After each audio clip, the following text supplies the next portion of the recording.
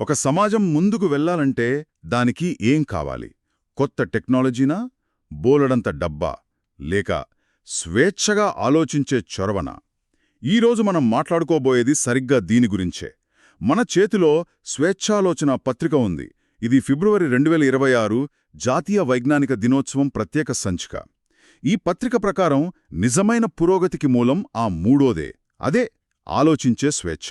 ఈ ప్రయాణంలో నిజం చెప్పినందుకు ప్రాణాలిచ్చిన వారి కథల నుండి, అదే నిజాన్వేషణను మన రాజ్యాంగం ఒక బాధ్యతగా ఎలా మార్చిందో లోతుగా చర్చిద్దాం. అవును, ఈ పత్రికలోని వ్యాసాలన్నీ ఒకే దారంతో ముడిపడి ఉన్నట్టు అనిపిస్తుంది. శాస్త్రీయ దృక్పథం అనేది కేవలం సైంటిస్టులకే పరిమితం కాదని, అది ప్రతి ఒక్కరి బాధ్యత అని నొక్కి చెబుతున్నాయి. భారత రాజ్యాంగంలోని ఆర్టికల్ 51(AHని పదే పదే ప్రస్తావించారు. శాస్త్రీయ దృక్పథాన్ని, మానవతావాదాన్ని, పరిశీలన, సంస్కరణా స్ఫూర్తిని పెంపొందించడం ప్రతి భారత పౌరుడి విధి. ఇది కేవలం ఒక సలహా కాదు, ఒక విధి. ఈ పత్రిక చూడగానే నా కంటపడిన ఒక శీర్షిక వైజ్ఞానిక అమరులు. సైన్స్ కోసం ప్రాణత్యాగం చేసిన వాళ్ళు.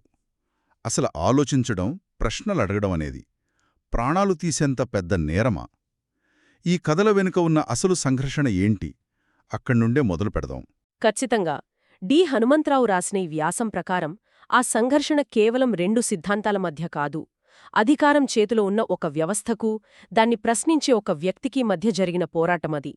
అంటే వ్యవస్థ ఎప్పుడూ సౌకర్యవంతమైన, సులభమైన సమాధానాలిస్తుంది కదా, కాని శాస్త్రవేత్తలు అసౌకర్యవంతమైన, కఠినమైన సత్యాల కోసం వెతుకుతారు. ఆ ఘర్షణలోనే ఈ అమరులు పుట్టారు. మొదటి ఉదాహరణగా హైపాష్య గురించి చెప్పారు. క్రీస్తు శకం 4వ శతాబ్దం. అలెగ్జాండ్రియాలో ఒక గణితవేత్త, తత్వవేత్త.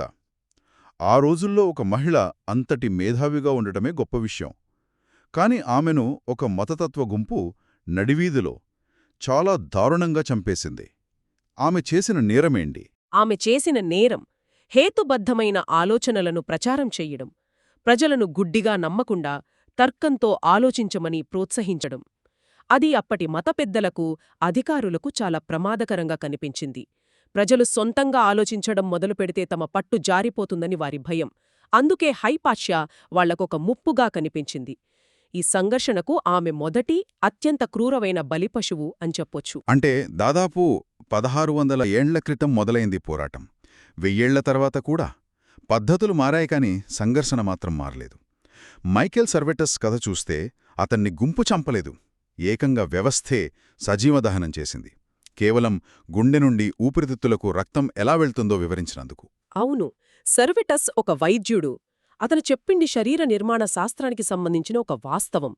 కాని అది అప్పటి మతగ్రంథాలలో ఉన్న భావనలకు విరుద్ధంగా ఉంది.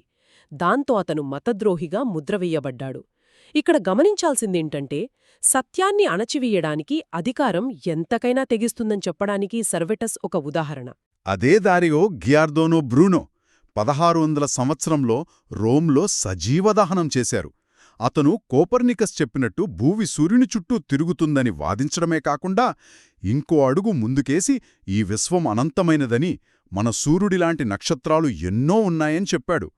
ఈ ఆలోచన నాకిప్పుడు వింటేనే ఒళ్ళు గగురుపడుతోంది. సరిగ్గా అదే పాయింట్. బ్రూనో ఆలోచన అప్పటి ప్రపంచ దృష్టినే మార్చేసేంత శక్తివంతమైనది. భూమి, మనిషి విశ్వానికి కేంద్రం అనే భావనను అది కూల్చేసింది. మనిషి ఈ అనంత విశ్వంలో ఒక చిన్న రేణువు మాత్రమేనని చెప్పింది. ఇలాంటి ఆలోచనలు మతపరమైన అధికారానికి పునాదుల్నే కదిలిస్తాయి. అందుకే బ్రూనోని అత్యంత కిరాతకంగా శిక్షించారు. కాని చనిపోయే ముందు ఆయన అన్నమాటలు సత్యానికి చావులేదు అని. ఇక అందరికీ తెలిసిన గెలీలియో.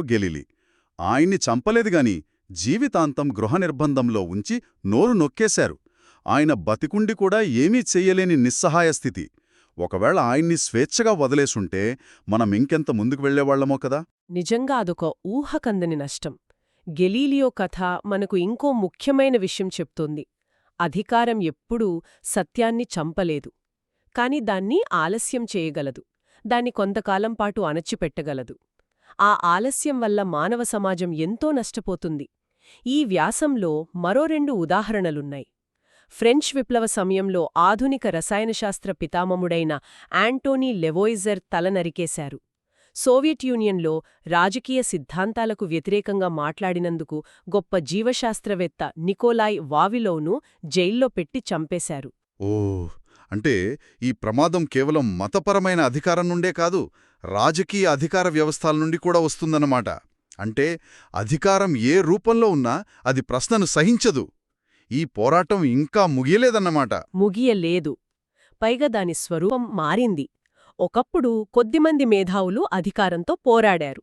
కాని ఇప్పుడు ఈ పత్రికలోని జస్టిస్ అభయ్ ఎస్ ఓకా ప్రసంగం ప్రకారం ఆ పోరాటం మనందరి బాధ్యతగా మారింది. అది కూడా రాజ్యాంగబద్ధంగా. ఇది చాలా ఆసక్తికరంగా ఉంది. అంటే ఈ పోరాటం అలెగ్జాండ్రియా వీధుల నుండి, రోమ్ నగర కూడళ్ల నుండి ఇప్పుడు భారత రాజ్యాంగంలోని పేజీలకు చేరిందనమాట. జస్టిస్ ఓకా ప్రసంగంలో ఆర్టికల్ 51A(h) గురించి ఏం చెప్పారు? ఆయన చాలా స్పష్టంగా చెప్పారు. శాస్త్రీయ దృక్పథాన్ని పెంపొందించుకోవడమనేది మన ఇష్టం కాదు, అదొక ప్రాథమిక విధి. రాజ్యాంగం మనకు హక్కులిచ్చినట్టే కొన్ని విధులను కూడా ఇచ్చింది. ఈ విధిని నిర్వర్తించినప్పుడే మనం మన హక్కులను పూర్తిగా కాపాడుకోగలం. ఆయన ఒక అద్భుతమైన వాదన చేశారు. ఏమిటది? ఆర్టికల్ 21 మనకు గౌరవంగా జీవించే హక్కుని ఇస్తుంది కదా. మూఢనమ్మకాల వల్ల, అశాస్త్రీయ పద్ధతుల వల్ల ఎవరైనా నష్టపోతే అది వారి గౌరవంగా జీవించే హక్కుకు భంగం కలిగించడమే అవుతుంది. అంటే మూఢనమ్మకాల నుండి రక్షణ పొందే హక్కు కూడా ఆర్టికల్ 21లో అంతర్భాగంగా ఉందని ఆయన వాదించారు. శాస్త్రీయ దృక్పథాన్ని పెంపొందించే మన విధి మన జీవించే హక్కును కాపాడుతుంది. అద్భుతం. శాస్త్రీయ దృక్పథం అనేది కేవలం తెలివితేటలకు సంబంధించిన విషయం కాదు, అది మన ప్రాథమిక జీవించే హక్కుతో ముడిపడి ఉందన్నమాట. ఇది చాలా శక్తివంతమైన ఆలోచన. జస్టిస్ ఓకా ప్రసంగంలో ఈ కాలానికి సంబంధించిన ఉదాహరణలేమైనా ఇచ్చారా? ఇచ్చారు. మహారాష్ట్రలో మూఢనమ్మకాలకు వ్యతిరేకంగా పోరాడిన డాక్టర్ నరేంద్ర దాభోల్కర్ను గుర్తుచేసుకున్నారు. ఆయన తన ప్రాణాలనే పణంగా పెట్టారు. అలాగే ఖగోళ భౌతిక శాస్త్రవేత్త డాక్టర్ జయంత్ నార్లీకర్ జ్యోతిష్యంపై చేసిన పరిశోధనను ప్రస్తావించారు. వేల జాతకాలను పరిశీలించి జ్యోతిష్యానికి ఎలాంటి శాస్త్రీయ ఆధారాలు లేవని ఆయన నిరూపించారు. అయినా ఇప్పటికీ ఎంతోమంది దాన్ని నమ్ముతూనే ఉన్నారు. ఇక్కడే జస్టిస్ ఓకా చెప్పిన మరో ముఖ్యమైన విషయం గుర్తుకొస్తోంది. టెక్నాలజీని వాడటం వేరు, శాస్త్రీయ దృక్పథం కలిగి ఉండటం వేరు. మనమందరం స్మార్ట్ఫోన్లు వాడుతున్నాం, ఇంటర్నెట్ వాడుతున్నాం, కానీ నమ్మిస్తాం. ఇది జస్టిస్ ఓకా ఎత్తి చూపిన వైరుధ్యం. మనం టెక్నాలజీకి గొప్ప వినియోగదారులం, అంటే కన్జ్యూమర్స్. కాని ఆ టెక్నాలజీని సృష్టించిన శాస్త్రీయ ఆలోచన విధానానికి ఆచరణకర్తలం కాదు, ప్రాక్టీషనర్స్ కాదు. మనం దారి కనుక్కోడానికి జీపీఎస్ వాడతాం, కాని జీవితంలో నిర్ణయాలు తీసుకోవడానికి జాతకాలు చూపిస్తాం. ఈ వైరుధ్యాన్ని ప్రశ్నించుకోవడమే శాస్త్రీయ దృక్పథం. అంటే కేవలం టెక్నాలజీ ఉంటే సమాజం ముందుకు వెళ్ళిపోదు. 1853లో మొదటి రైలు ప్రయాణం మొదలైనప్పుడు దాన్ని చూసి ప్రజలు భయపడ్డారని, అది ఒక భూతమని అనుకున్నారని కూడా ఆయన గుర్తు చేశారు. ఆ రోజుల్లో ఉన్న మూఢనమ్మకాలకు, ఈ రోజుల్లో ఉన్న అశాస్త్రీయ నమ్మకాలకు పెద్ద తేడా లేదన్నది ఆయన వాదన. సరిగ్గా. అందుకే ఆయన జస్టిస్ విఎం తార్కుండే వంటి గొప్ప హేతువాదిని స్ఫూర్తిగా తీసుకోవాలని చెప్పారు. సమాజంలో నైతిక విలువలు పడిపోవడానికి పరిష్కారం మతం కాదు, తర్కం, హేతుబద్ధత అని తార్కుండే బలంగా నమ్మారు. జస్టిస్ ఓకా ప్రకారం తార్కుండే జీవితాంతం ప్రచారం చేసింది ఆర్టికల్ 51A(h) సారాంశాన్నే. అయితే ఒకవైపు రాజ్యాంగం మనకొక విధిని నిర్దేశిస్తోంది, మరోవైపు దాభోల్కర్ లాంటి సంస్కర్తలు ప్రాణాలు కోల్పోతున్నారు. మరి ఈ రెండింటి మధ్య ఉన్న అంతరాన్ని ఎలా పూరించాలి? ముందుకు వెళ్లే మార్గమేంటి? దీనికి సమాధానం పత్రికలోని సంపాదకీయం స్వేచ్ఛాగానంలో దొరుకుతుందేమో. ఖచ్చితంగా. డి హనుమంతరావు రాసిన ఈ సంపాదకీయం ఈ చర్చ మొత్తాన్ని ఒకచోటికి చేరుస్తుంది. ఇది ఒక సవాలును మన ముందుంచుతుంది. శాస్త్రీయ దృక్పథాన్ని, సంప్రదాయానికి, నమ్మకాలకు శత్రువుగా చూసే ధోరణిని ఎలా ఎదుర్కోవాలి? చరిత్రలో బ్రూనో లాంటి కొందరి పేర్లే మనకు తెలుసు. కాని భారతదేశంలో ప్రాచీన కాలంలోనే హేతుబద్ధమైన ఆలోచనలు చేసిన చార్వాకులు లాంటి ఎందరో ఎలాంటి గుర్తింపు లేకుండానే కనుమరుగయ్యారు. వారి రచనలను కాల్చివేశారు. అయినా చార్వాకుల తాత్వికత ఏదో ఒక రూపంలో బతికి ఉంది. పునర్జన్మ లేదు, స్వర్గనరకాలు లేవు, ఉన్నది ఈ జీవితమే, దీన్ని ఆనందంగా జీవించు అనేవారి వాదన ఇప్పటికీ మనల్ని ఆలోచింపజేస్తూనే ఉంది కదూ? అదే ఈ సంపాదకీయం చెప్పే ఆశయ. స్వేచ్ఛ అనేది జీవుల సహజ లక్షణం, ప్రశ్నించడం మానవుడి సహజాతం. దాన్ని ఎవ్వరూ శాశ్వతంగా అణచివేయలేరు. బ్రూనోను కాల్చేస్తే గెలీలియో పుట్టాడు.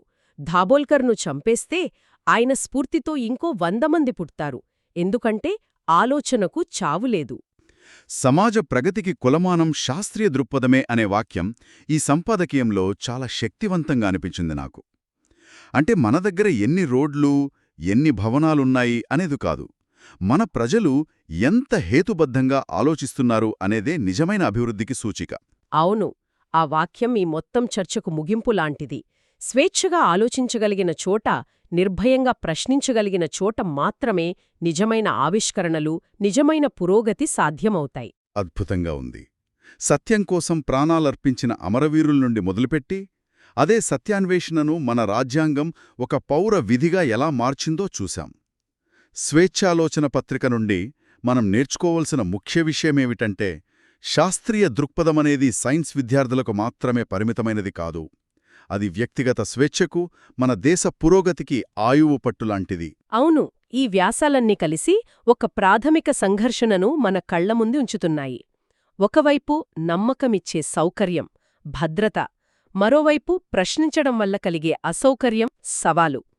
నిజమైన పురోగతి కావాలంటే ఆ సవాలును స్వీకరించాలని, ఆ అసౌకర్యాన్ని భరించాలని ఈ పత్రిక స్పష్టంగా చెబుతోంది. సర్ సివి రామన్ అన్న మాటలు ఇక్కడ సరిగ్గా సరిపోతాయి. శాస్త్రీయ ఆవిష్కరణలోని అసలైన ఆనందం సమాధానాలు కనుగొనడంలో కాదు, సరైన ప్రశ్నలు అడగడంలో ఉంటుంది. ముగించే ముందు ఒక ఆలోచనతో వదిలివెళదాం. శాస్త్రీయ దృక్పథాన్ని పెంపొందించడం ప్రభుత్వ బాధ్యత అని జస్టిస్ ఓకా అన్నారు. కానీ రాజకీయ కారణాల వల్ల ప్రభుత్వాలు తరచుగా విఫలమవుతాయని కూడా అంగీకరించారు. సంస్కర్తలు ప్రాణాలు కోల్పోతున్నారని మనం చూశాం. ఇది ప్రతి పౌరుడి ప్రాథమిక విధి అయితే, ఈ ఆలోచనను కేవలం అంగీకరించడమే కాకుండా ఒక వ్యక్తిగా మన దైనందిన జీవితంలో ఈ విధిని చురుగ్గా ఎలా నెరవేర్చగలం? ఇది చాలా ముఖ్యమైన ప్రశ్న. దీనికి సమాధానం పెద్ద పెద్ద పనుల్లో లేదు. బహుశా మనకు వాట్సాప్లో వచ్చిన ఒక వార్తనో గుడ్డిగా ఫార్వర్డ్ చేసే ముందు ఒక్క నిమిషం ఆగి దాని నిజానిజాలు తెలుసుకోవడానికి ప్రయత్నించడంలో ఉండొచ్చు. మన పిల్లలు ఎందుకు అని అడిగినప్పుడు అంతే, అడగకూడదు అని చెప్పకుండా వారితో కలిసి సమాధానం వెతకడంలో ఉండొచ్చు. మనం పాటించగల అలాంటి చిన్న చిన్న పరిశీలన, సంస్కరణ చర్యలు ఏమై ఉంటాయి? దాని గురించి ఆలోచించాలి.